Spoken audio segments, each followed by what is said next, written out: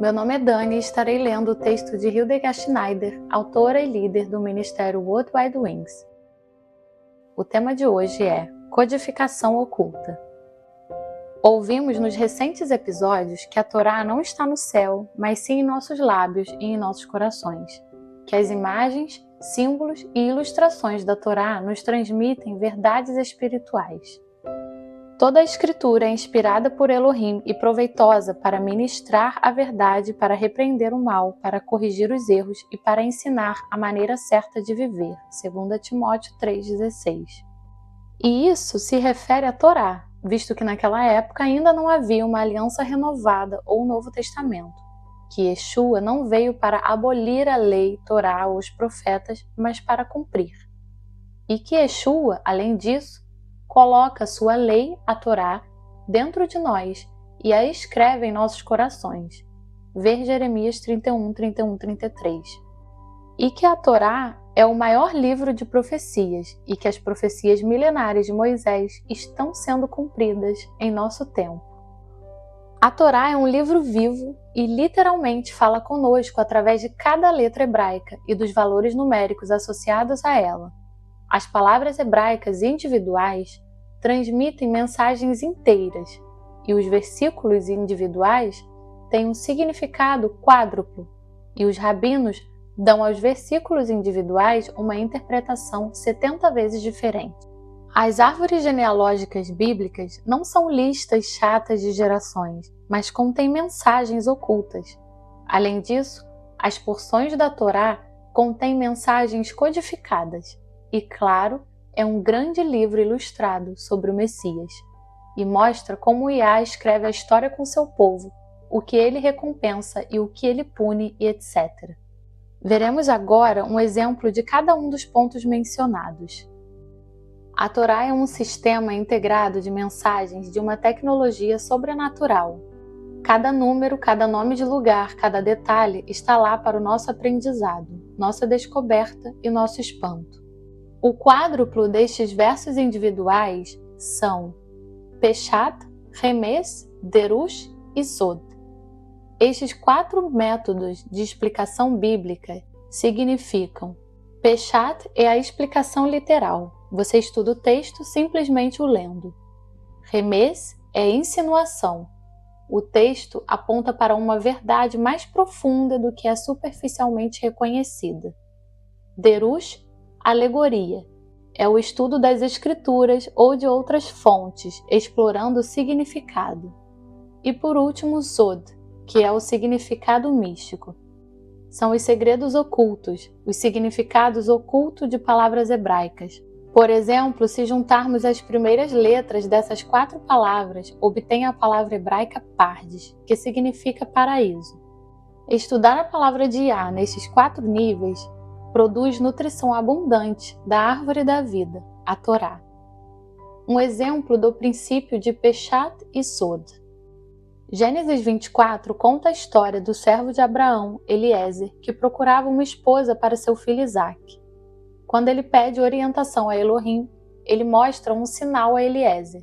Rebeca chega à fonte e atende a todos os critérios que o servo estabeleceu. Especificamente, Eliezer pediu que a mulher escolhida por Elohim desse água aos seus 10 camelos, e foi isso que Rebeca fez.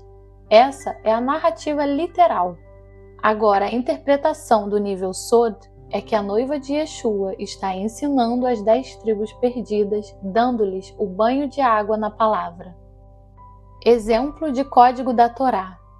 Você abre o texto hebraico de Gênesis, você vai para a primeira letra T, depois pula 49 letras, a 50ª letra é então o O.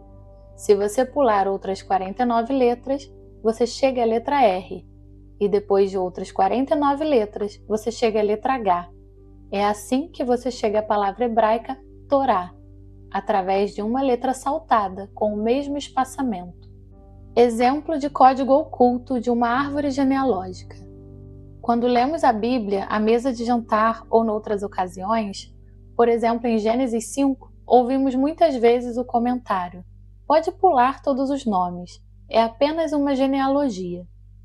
Nós esquecemos que a Bíblia no seu todo é a palavra inspirada de Elohim.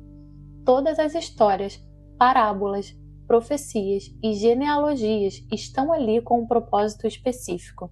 Na genealogia em Gênesis 5, de Adão a Noé, temos uma mensagem oculta sobre o significado dos nomes, que eu gostaria de intitular O Julgamento do Dilúvio.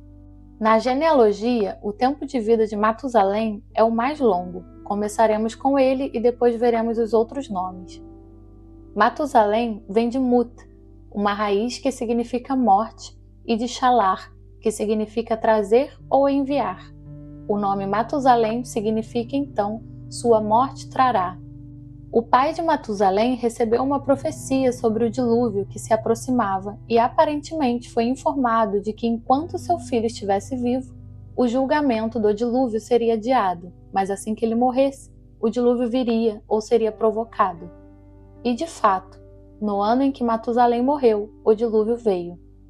É interessante que Matusalém era um símbolo da misericórdia de Elohim em evitar o julgamento do dilúvio que se aproximava. Agora vamos à genealogia e ao significado dos respectivos nomes.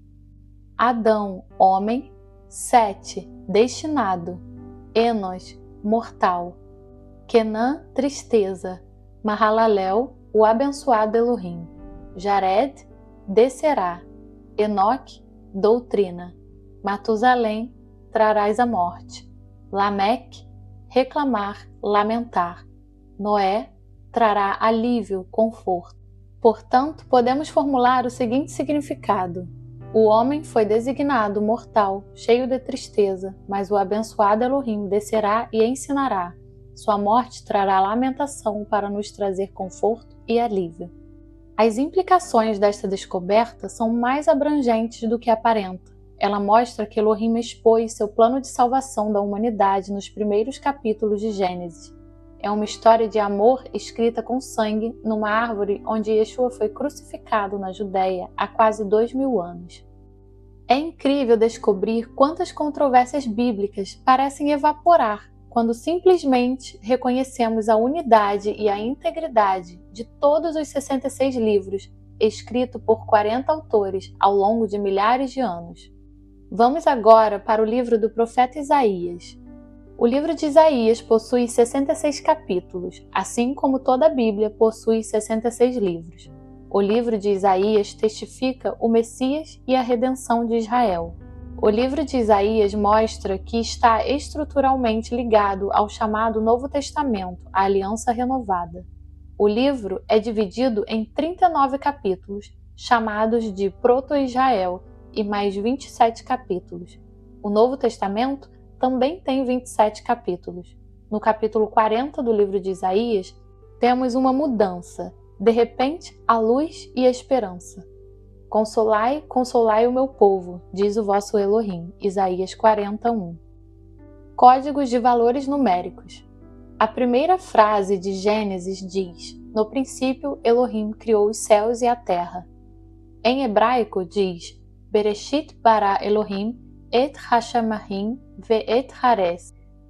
Quando você soma o valor numérico de Bereshit e Elohim, obtemos 999. O valor numérico de Bará et Hashamayim é 999. O valor numérico de Elohim, Hashamayim, é Ve'et 888. E o valor numérico de Elohim, Hashamayim e Haaretz é 777. Isto não pode ter surgido por acaso, é sobrenatural. E o mesmo código é encontrado no último capítulo do livro de Isaías. É uma profecia da restauração do Estado de Israel. Em Isaías 66, lemos: será que uma mulher pode dar à luz antes mesmo de sentir as dores de parto? Será possível parir sem qualquer dor ou desconforto? Ora, quem já ouviu algo assim? Quem já presenciou tal acontecimento? Assim pode uma nação nascer em um só dia? Pode-se dar à luz a um povo de uma hora para outra? Pois Sião ainda estava em trabalho de parto quando deu à luz a seus filhos. Porventura faço chegar a hora do parto e não faço a criança nascer? Assim dizia: ora, sou eu quem provê as dores de parto. Como poderia eu querer fechar a madre ao nascimento dos filhos? Sou eu, Yah, teu Elohim, quem te fala. Isaías 66, 7, 9. As primeiras 4 palavras em hebraico têm um valor numérico de 999. As 3 primeiras palavras do versículo 8 têm um valor numérico de 888. Agora, se pegarmos a primeira palavra dos versículos 7, 8 e 9, obteremos um valor numérico de 777. E no versículo 9, chegamos ao valor numérico 999. E aqui temos o mesmo código que pode ser encontrado na primeira frase de Gênesis. Ao descobrirmos isto, Yah chama nossa atenção para a história da criação, para o seu povo judeu e para o Messias. Tudo isto é apenas uma pequena seleção da sabedoria dos 39 livros das Sagradas Escrituras, o chamado Antigo Testamento. E queremos definir a sabedoria dos 39 livros como antiga e não mais válida para nós? Sejam todos ricamente abençoados.